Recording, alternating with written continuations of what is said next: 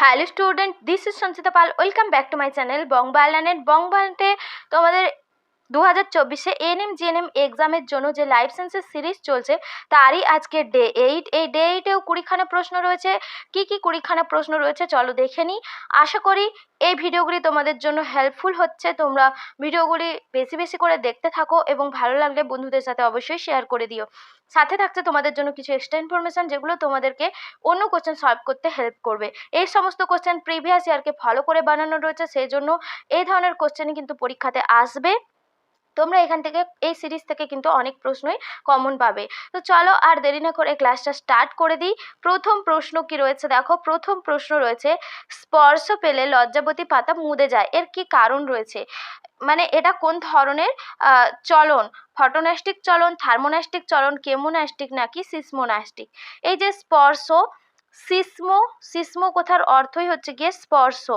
তো সেই জন্য স্পর্শের প্রভাবে যেহেতু উদ্ভিদের চলন হচ্ছে, সেই জন্য এই চলনটাকে বলা হচ্ছে সিসমোন্যাস্টিক চলন, সিসমোন্যাস্টিক। আর ফটোন্যাস্টিক আলোর প্রভাবে যখন ন্যাস্টিক চলন হয়, অর্থাৎ ফুল ফোটা এই ধরনের যে চলনগুলো, এগুলো ফটোন্যাস্টিক চলনের মধ্যে। থার্মোন্যাস্টিক এটাও কিন্তু এটা উষ্ণতার প্রভাবে হয়। যেমন দিনের বেলায় উষ্ণতা বাড়লে কিছু ফুল ফোটে, আবার উষ্ণতা কমে গেলে ফুলগুলো মুদে যায়। তো এগুলো থার্মোন্যাস্টিক চলনের মধ্যে পড়ে। কেমোন্যাস্টিক চলন কেমিক্যাল বা রাসায়নিক প্রভাবে উদ্ভিদের যে চলন হয়, এই কেমোন্যাস্টিক চলন সাধারণত পতঙ্গভুক উদ্ভিদদের মধ্যে দেখা যায়, যেমন সূর্য শিশির, এই সমস্ত পতঙ্গভুক উদ্ভিদের মধ্যে কেমোন্যাস্টিক চলন দেখা যায়। আর লজ্জাবতী পাতার মধ্যে সিসমোন্যাস্টিক বা স্পর্শব্যাপ্তি চলন দেখা যায়। তো চলো এর পরের কোশ্চেনটা দেখে নিই। 2 নম্বর কোশ্চেন কি রয়েছে, অ্যামনিওসেন্টেসিস কোনটির বিশ্লেষণের জন্য দায়ী? অ্যামনিওসের দেহ তরল, অ্যামনিওটিক তরল, প্রোটিনের অ্যামাইনো অ্যাসিড। অ্যামনিওসেন্টেসিস অ্যামনিওটিক তরল বিশ্লেষণের জন্য দায়ী। এই প্রক্রিয়ার মাধ্যমে মাতৃগর্ভে যখন ভ্রূণ থাকে, ভ্রূণের লিঙ্গ নির্ধারণ, ভ্রূণের মধ্যে কোনো জিন ঘটিত রোগ রয়েছে নাকি, এই সমস্ত কিন্তু জানা যায়। ক্রোমোজোমের সংখ্যা, অনেক কিছু তথ্য জানা যায়। তো এটা হলো একটা পদ্ধতি যে যার মাধ্যমে ভ্রূণ মাতৃগর্ভে থাকা অবস্থাতেই ভ্রূণের লিঙ্গ নির্ধারণ করা যায়, তার জিনঘটিত রোগ সম্পর্কে জানা যায়, তার ক্রোমোজোম সংখ্যা সম্পর্কে জানা যায়, অনেক কিছু তথ্য জানা যায় এই অ্যামনিওটিক তরলটাকে সংগ্রহ করে সেটাকে বিশ্লেষণ করে, অ্যামনিওসেন্টেসিস প্রক্রিয়ার মাধ্যমে বিশ্লেষণ করলে এ সমস্ত কিছু জানা যায়। তো চলো 3-এর দাগের কোশ্চেনটা রয়েছে দেখে নিই। 3-এর দাগের কোশ্চেন রয়েছে, এইডস এর ক্ষেত্রে ব্যবহৃত ঔষধ।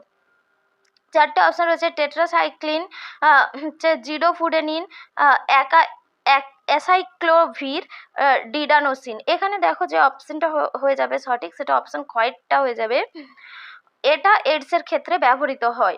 এরপরে 4 নম্বর কোশ্চেন রয়েছে দেখো, নিম্নলিখিত কোনটি জেড-ডিএনএ এর বৈশিষ্ট্য নয়? 4টে অপশন রয়েছে, বামাবর্তী পাকযুক্ত প্রতি পাকে 12 জোড়া বেস থাকে, তন্তু দুটির মধ্যে দূরত্ব 18 অ্যাংস্ট্রম, প্রতি জোড় নিউক্লিওটাইডের মধ্যে দূরত্ব 3.4 অ্যাংস্ট্রম।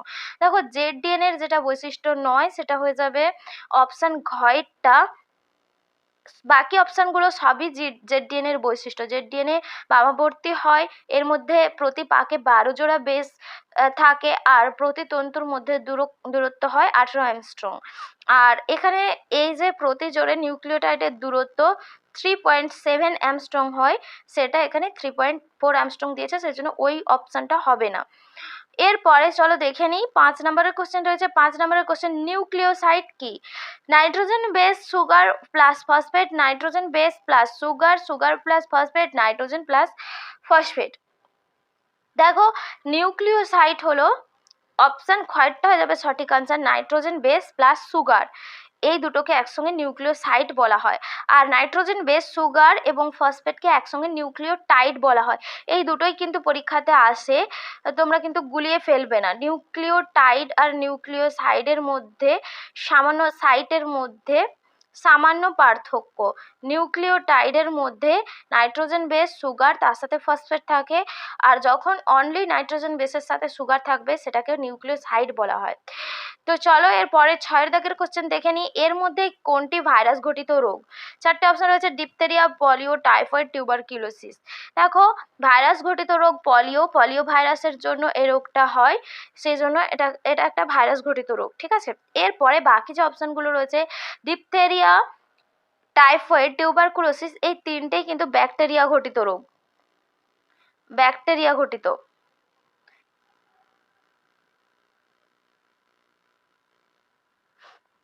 তো এরপরে দেখো এদের জীবাণুগুলোর নাম একটু জেনে নাও। টাইফয়েডের সালমোনেলা টাইফি, টিউবারকিউলোসিসের mycobacterium tuberculosis, diphtheria corynebacterium diphtheriae. তো এই ধরনের অণুজীবগুলোর নাম, এই অণুজীবগুলো এই সমস্ত ব্যাকটেরিয়াগুলোর জন্য এই রোগগুলো হয়, আর পলিও ভাইরাসের জন্যই হয়। তো চলো এরপরে দেখে নিই 7 নম্বর কোশ্চেন, নিম্নলিখিত কোন রোগটি প্লাসেন্টার মধ্যে মাতৃদেহ থেকে শিশুতে স্থানান্তরিত হয়? 4টে অপশন রয়েছে, সিফিলিস, জার্মান মিসেলিস, এইডস, সবকটি। মাতৃদেহে প্লাসেন্টা থেকে শিশুতে যে রোগ স্থানান্তরিত হয় সেগুলো এখানে সবকটি হয়ে যাবে। সিফিলিস, জার্মান মিসেলিস, এইডস সমস্ত রোগই কিন্তু মাতৃদেহের মধ্যে যদি থাকে, এই রোগগুলো প্লাসেন্টার মাধ্যমে কিন্তু শিশুদেহেও যেতে পারে। এরপরে 8 কোশ্চেন রয়েছে, হে ফিভার। হে ফিভার এর কারণ কি? Allergy, dengue, hepatitis. হে ফিভারের কারণ অ্যালার্জি, অপশন খয়েরটা হয়ে যাবে সঠিক আনসার। এরপরে 9 কোশ্চেনটা খুবই একটা ইম্পর্টেন্ট কোশ্চেন, লাইকেন কোন দূষণকে নির্দেশ করে? Sulphur dioxide, carbon monoxide, ozone, nitrogen dioxide. দেখো লাইকেন সালফার ডাইঅক্সাইড দূষণকে নির্দেশ করে। লাইকেন হলো শৈবাল আর ছত্রাকের একটা সহাবস্থান, যে সহাবস্থানটা যখন কোনো এগুলো যখন যেখানে থাকে সেখানের বায়ুটা যদি দূষিত হয়, তখন এর বর্ণটা খয়েরি রঙের হয়ে যায়। আর যদি বায়ুটা ঠিকঠাক থাকে, মানে বায়ুর মধ্যে বায়ু দূষণ যদি না থাকে, তবে কিন্তু এই লাইকেনের বর্ণ সবুজ থাকে। তো এইভাবে বোঝা যায় যে বায়ু দূষণ হয়েছে কিনা, আর এটা মেনলি সালফার ডাইঅক্সাইডের দূষণকেই নির্দেশ করে। এরপরে 10 কোয়েশ্চেন দেখো, ইউট্রোফিকেশনের কারণ। ইউট্রোফিকেশনের কারণ কি? ফসফেট জাতীয় সার, নাইট্রোজেন ঘটিত সার, গোবর সার, কোনোটাই নয়। ইউট্রোফিকেশনের জন্য হচ্ছে গিয়ে পুকুরে প্রচুর পরিমাণে শৈবাল ব্লুম বা অ্যালগাল ব্লুম সৃষ্টি হয়। তো এই ইউট্রোফিকেশনের কারণই হলো ফসফেট জাতীয় সার। ফসফেট জাতীয় সারের জন্যই এই অ্যালগাল ব্লুমগুলো জন্ম হয়, যার কারণে ইউট্রোফিকেশন দেখা যায়। এরপরে দেখো 11 দাগের কোশ্চেন রয়েছে, নিম্নলিখিত কোনটি অভয়ারণ্য? এর মধ্যে কোনটা অভয়ারণ্য? এই ধরনের কোশ্চেনও কিন্তু পরীক্ষাতে আসে, খুব ইম্পর্টেন্ট কোশ্চেন। দেখো 4টে অপশন কি রয়েছে, পশ্চিমবঙ্গের সুন্দরবন, মধ্যপ্রদেশের শিবপুর, গুজরাটের গির, পশ্চিমবঙ্গের গরুমারা। দেখো অভয়ারণ্য এখানে যে সঠিক অপশনটি হয়ে যাবে অপশন কয়েকটা, পশ্চিমবঙ্গের সুন্দরবন একটা অভয়ারণ্য, আর এটা হচ্ছে গিয়ে বায়োস্ফিয়ার রিজার্ভের মধ্যেও, বায়োস্ফিয়ার রিজার্ভও বলা হয় এটাকে সুন্দরবনকে। দেখো এখানে বাকি যে অপশনগুলো রয়েছে, এর মধ্যে গুজরাটের গির আর পশ্চিমবঙ্গের গরুমারা, এই দুটো হচ্ছে গিয়ে সংরক্ষিত বন, সংরক্ষিত বন। আর এই সবগুলোই কিন্তু ইনসিটু সংরক্ষণের মধ্যে পড়ে, এরা কোনোটাই কিন্তু এক্সিটু সংরক্ষণ নয়, এগুলো সবই ইনসিটু সংরক্ষণের মধ্যে পড়ে। সংরক্ষিত বন হোক, অভয়ারণ্য হোক, ন্যাশনাল পার্ক হোক, যেটাকে জাতীয় উদ্যান বলা হয়, তো সব কিছুই কিন্তু হচ্ছে ইনসিটু সংরক্ষণের মধ্যে পড়ে। এরপরে 12 দাগের কোশ্চেন রয়েছে, দেখো মানুষের জীবনকালের মধ্যে কটি দাঁত দুবার বের হয়? 4টি, 20টি, 12টি, 28টি। দেখো মানুষের জীবনকালে, মানুষের যখন জন্ম হয়, জন্মের 6 মাসের পর থেকে যে দাঁত বের হয়, সেখানে 20খানা দাঁত বের হয়। তো 6 মাসের পর থেকে ধীরে ধীরে দাঁত বের হতে থাকে।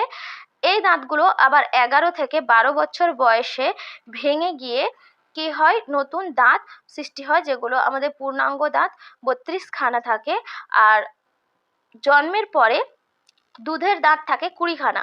এই 20খানা দাঁত একবার পড়ে যায়, গিয়ে আবার ওই 20খানা দাঁত সৃষ্টি হয়, এবং তার সঙ্গে আরও এক্সট্রা 12খানা দাঁত তৈরি হয়। তো সেই জন্য এখানে আমাদের জীবনকালের মধ্যে দুবার যে সমস্ত দাঁত বের হয়, সেগুলো হচ্ছে 20খানা দাঁত। 20খানা দাঁত দুবার বের হয়, বাকি 12টা দাঁত যেটা জীবনকালে একবারই বের হয়। তো এরপরে চলো 13 নম্বর কোশ্চেন দেখে নিই, মাইক্রো প্রোপাগেশনের পদ্ধতিটি কোনটি? হাইব্রিডাইজেশন, কলাকর্ষণ, মাইক্রোনেশিয়া, কোনোটাই নয়। এখানে যে সঠিক অপশনটি হয়ে যাবে কলাকর্ষণ। মাইক্রো প্রোপাগেশন কিন্তু একটা কলাকর্ষণ পদ্ধতি, যেখানে উদ্ভিদের যে কোনো অঙ্গ বা অঙ্গ নয়, যে কোনো কলাকে একটা কর্ষণ বা হচ্ছে গিয়ে একটা পুষ্টি মাধ্যমে দ্রবণের মধ্যে ওটাকে প্ল্যান্টলেট বা চারা গাছে পরিণত হতে সাহায্য করা হয়। তো এই পদ্ধতিকেই বলা হয় মাইক্রো প্রোপাগেশন পদ্ধতি। মাইক্রো কথার অর্থ ছোট, যেহেতু এটা উদ্ভিদের ছোট্ট কলা বা মানে টিস্যুকে নিয়ে কালচার করে সেটাকে কালচার মিডিয়ামের মধ্যে রেখে সেখান থেকে প্ল্যান্টলেটস বা চারা গাছ উৎপন্ন করা হয়। তো সেই জন্য এই পদ্ধতিটাকে বলা হয় মাইক্রো প্রোপাগেশন। তো এরপরে দেখো 14 নম্বরের কোশ্চেন কি রয়েছে, কেঁচো ও জোঁকের রেচনাঙ্গের নাম কি? সবুজ গ্রন্থি, দেহতল, বৃক্ক, নেফ্রিডিয়া। কেঁচো আর জোঁক, কেঁচো জোঁক কিন্তু দেহতলের মাধ্যমে এদের হচ্ছে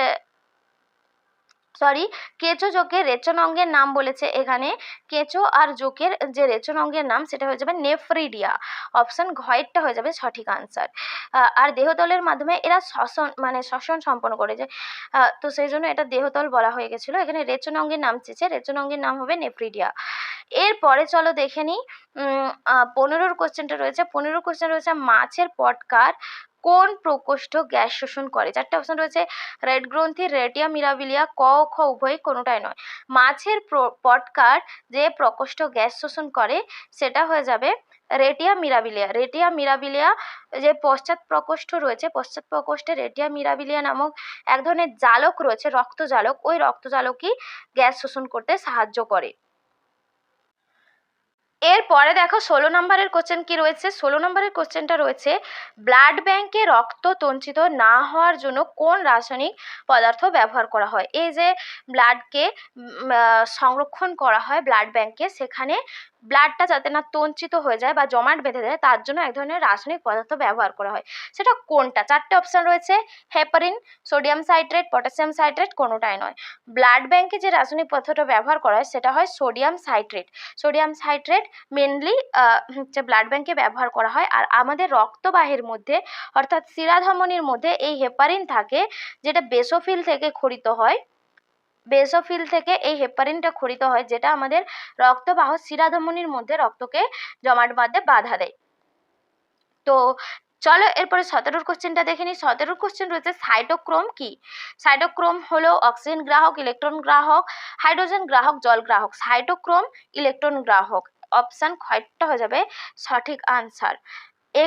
এই সাইটোক্রোমগুলো প্রান্তীয় শ্বসন বা ইউটিএস, ইলেকট্রন ট্রান্সপোর্ট যে চেন রয়েছে বা সিস্টেম, সেখানে এই সাইটোক্রোমগুলো ইলেকট্রন গ্রহণের কাজ করে।